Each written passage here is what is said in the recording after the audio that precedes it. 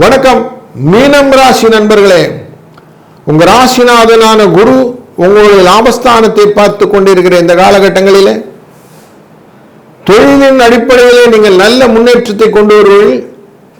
4ஆம் தேதியிலிருந்து 10ஆம் தேதி வரை உள்ள காலகட்டங்களிலே 9ஆம் இடமான விருச்சிக ராசியிலிருந்து தொழில் ஸ்தானமான தனுசு ராசியை கடந்து உங்கள் லாபஸ்தானமான மகர ராசிக்குள்ள சந்திர பகவான் உள்ள நுழைய இருக்கிற அவிட்ட நட்சத்திரம் வரை தொழிலின் மூலியமாக நல்ல முன்னேற்றம், லாபத்தின் மூலியமாக நல்ல முன்னேற்றம், இது எல்லாமே நீங்கள் ரிப்போர்ட் பண்ண போறீங்க.